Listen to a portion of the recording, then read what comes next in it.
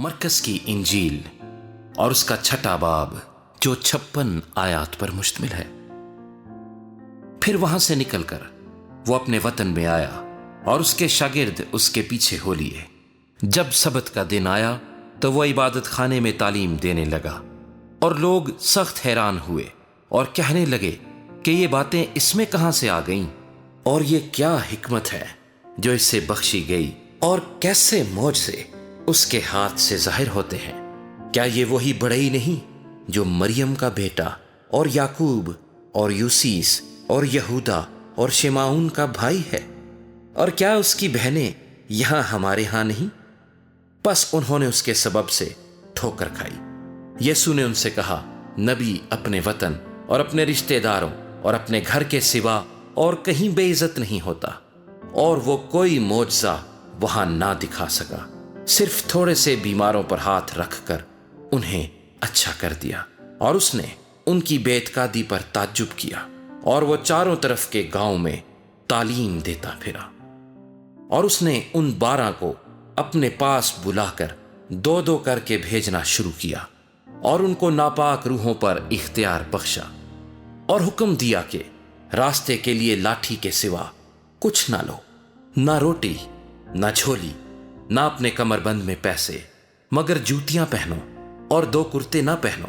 और उसने उनसे कहा, जहां तुम किसी घर में दाखिल हो तो उसी में रहो जब तक वहां से रवाना ना हो।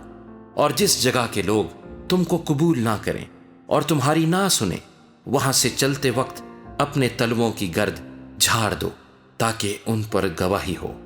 और उन्होंने रवाना होकर मुनादी की कि तौबा करो, और बहुत सी बदरूहों को निकाला और बहुत से बीमारों को तेल मल कर अच्छा किया। और हेरोदीस बादशाह ने उसका जिक्र सुना क्योंकि उसका नाम मशहूर हो गया था। और उसने कहा कि यूहन्ना बपतिस्मा देने वाला मुर्दों में से जी उठा है, क्योंकि उससे मौजज़े जाहिर होते हैं। मगर बाज कहते थे कि एलिया है, और बाज ये कि नबियों में से किसी की मानिंद एक नबी है।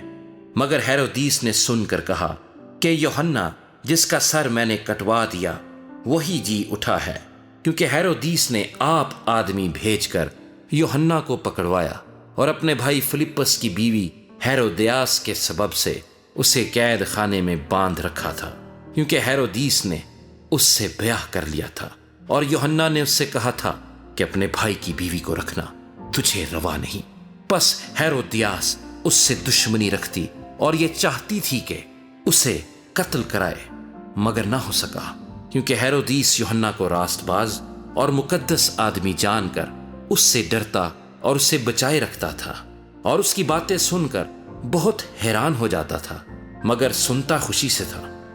और मौके के दिन जब हेरोदीस ने अपनी सालगिरह में अपने अमीरों और फौजी सरदारों और गलील के रईसों की ज़ियाफत की, और उसी हेरोदियास की बेटी अंदर आई और नाच कर हेरोदीस और उसके मेहमानों को खुश किया, तो बादशाह ने उस लड़की से कहा, जो चाहे मुझसे मांग मैं तुझे दूंगा।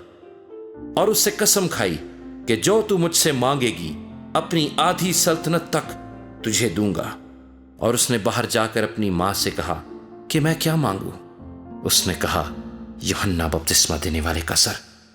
वो फिलफोर बादशाह के पास जल्दी से अंदर आई और उससे अर्ज की, मैं चाहती हूं कि तू यूहन्ना बपतिस्मा देने वाले का सर एक थाल में अभी मुझे मंगवा दे। बादशाह बहुत गमगीन हुआ, मगर अपनी कस्मों और मेहमानों के सबब से उससे इनकार करना ना चाहा। बस बादशाह ने फिलफोर एक सिपाही को हुक्म देकर भेजा कि उसका सर लाए। उसने जाकर कैद खाने में उसका सर काटा और एक थाल में लाकर लड़की को दिया, और लड़की ने अपनी मां को दिया। फिर उसके शागिर्द सुनकर आए और उसकी लाश उठाकर कब्र में रखी। और रसूल यीशु के पास जमा हुए और जो कुछ उन्होंने किया और सिखाया था सब उससे बयान किया। उसने उनसे कहा, तुम आप अलग वीरान जगह में चले आओ और जरा आराम करो, इसलिए कि बहुत से लोग आते जाते थे और उनको खाना खाने की भी फुर्सत ना मिलती थी। बस वो कश्ती में बैठकर अलग एक वीरान जगह में चले गए। اور لوگوں نے ان کو جاتے دیکھا اور بہتیروں نے پہچان لیا اور سب شہروں سے اکٹھے ہو کر پیدل ادھر دوڑے اور ان سے پہلے جا پہنچے، اور اس نے اتر کر بڑی بھیڑ دیکھی اور اسے ان پر ترس آیا، کیونکہ وہ ان بھیڑوں کی مانند تھے جن کا چرواہا نہ ہو، اور وہ ان کو بہت سی باتوں کی تعلیم دینے لگا۔ جب دن بہت ڈھل گیا تو اس کے شاگرد اس کے پاس آ کر کہنے لگے، یہ جگہ ویران ہے اور دن بہت ڈھل گیا ہے، ان کو رخصت کر تاکہ چاروں طرف کی بستیوں اور گاؤں میں جا کر اپنے لیے کچھ کھانے کو مول لیں۔ اس نے ان سے جواب میں کہا، تم ہی انہیں کھانے کو دو۔ انہوں نے اس سے کہا، کیا ہم جا کر 200 دینار کی روٹیاں مول لیں اور ان کو کھلائیں؟ اس نے ان سے کہا، تمہارے پاس کتنی روٹیاں ہیں؟ جاؤ دیکھو۔ انہوں نے دریافت کر کے کہا، 5 اور 2 مچھلیاں۔ اس نے ان کو حکم دیا کہ سب ہری گھاس پر دستہ دستہ ہو کر بیٹھ جائیں۔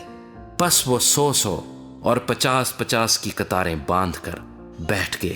پھر اس نے وہ 5 روٹیاں اور 2 مچھلیاں لیں اور آسمان کی طرف دیکھ کر برکت دی اور روٹیاں توڑ کر شاگردوں کو دیتا گیا کہ ان کے آگے رکھیں، اور وہ 2 مچھلیاں بھی ان سب میں بانٹ دیں۔ پس وہ سب کھا کر سیر ہو گئے، اور انہوں نے ٹکڑوں اور مچھلیوں سے 12 ٹوکریاں بھر کر اٹھائیں، اور کھانے والے 5000 مرد تھے۔ اور فی الفور اس نے اپنے شاگردوں کو مجبور کیا کہ کشتی پر بیٹھ کر اس سے پہلے اس پار بیت سیدا کو چلے جائیں جب تک وہ لوگوں کو رخصت کرے، اور ان کو رخصت کر کے پہاڑ پر دعا کرنے چلا گیا۔ اور جب شام ہوئی تو کشتی جھیل کے بیچ میں تھی اور وہ اکیلا خشکی پر تھا۔ جب اس نے دیکھا کہ وہ کھینے سے بہت تنگ ہیں کیونکہ ہوا ان کے مخالف تھی، تو رات کے پچھلے پہر کے قریب وہ جھیل پر چلتا ہوا ان کے پاس آیا اور ان سے آگے نکل جانا چاہتا تھا، لیکن انہوں نے اسے جھیل پر چلتے دیکھ کر خیال کیا کہ بھوت ہے اور چلا اٹھے، کیونکہ سب اسے دیکھ کر گھبرا گئے تھے۔ مگر اس نے فی الفور ان سے باتیں کیں اور کہا، خاطر جمع رکھو، میں ہوں، ڈرو مت۔ پھر وہ کشتی پر ان کے پاس آیا اور ہوا تھم گئی، اور وہ اپنے دل میں نہایت حیران ہوئے، اس لیے کہ وہ روٹیوں کے بارے میں نہ سمجھے تھے، بلکہ ان کے دل سخت ہو گئے تھے۔